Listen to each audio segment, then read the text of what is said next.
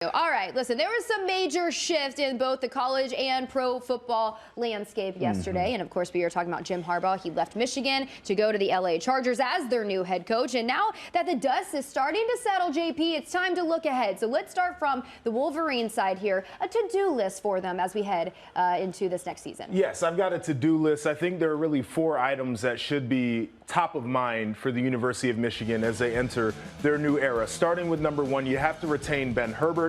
He is their strength and conditioning coach. He is one of the biggest pillars of culture in Michigan football, and I understand why all of the players love him. I understand why he was able to develop so many bodies. I've met him numerous times. I've talked to him. He is one of the most genuine people in the business. He just gets it. He's able to connect. And so I think if they can have him around, they can create some continuity in terms of the way they develop players, because we know Michigan isn't up there in the top 5, top 10 year in and year out in recruiting, but also the culture that allowed Michigan to get over the top these last 3 seasons. The second thing, you have to solidify the defensive coordinator. Now, I'm going off of the assumption that Chiron Moore is going to be elevated from offensive coordinator, offensive line coach, up to the head coach.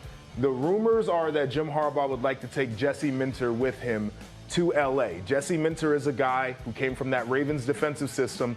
Everybody's trying to get a piece of it. He was the architect of one of the best defenses we have seen in college football in a very long time. You have to make sure that you can get a coordinator in there who is that good schematically, who is that good of a developmental guy, who is that good of a teacher, and somebody that the players can really buy into. I think they have to hit on that because they've got the continuity on the offensive side, considering Chiron Moore will probably get that job. Third thing, re-recruit the roster. And I think this is going to be a little bit of a bigger deal on defense, as I talked about with the new coach over there, not to mention Jay Harbaugh, who was coaching in the secondary as well as special teams, not being around on the defensive side. Going to have to be some buy-in that's generated. Where they have an advantage here is if they do go internal. A lot of guys are going to feel really good about the hire. We saw the way that the players spoke about Chiron Moore when he had to step in as the interim coach throughout the season. He has that locker room. He has the ear of the players. That's really important.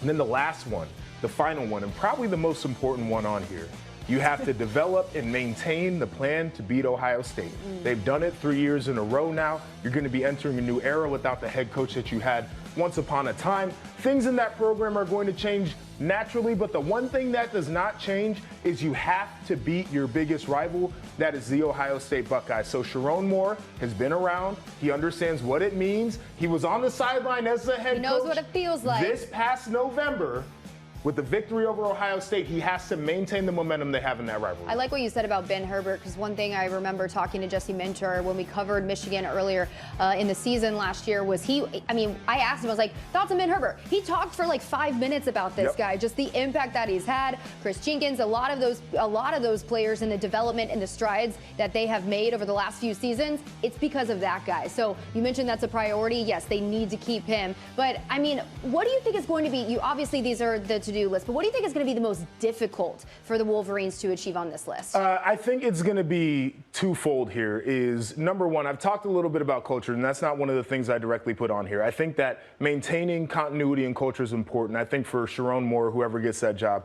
you got to put your own little imprint on the program, and some guys may have a little bit of a difficult time adjusting to that. I think they might be a little bit of a difficult time adjusting to seeing their coach in a different space.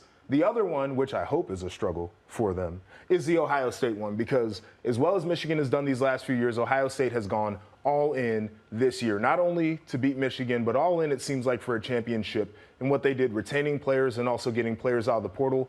For Chiron Moore, who has had success in this rivalry already, you would like to follow that up with another good performance against the Buckeyes. I think you're talking about the chemistry and the re-recruiting, they kind of tie into one another because you have to feel like this coaching staff, this new one, wants me. And then you buy in. No, I mean, there's a lot of things for them to consider as they head into next season.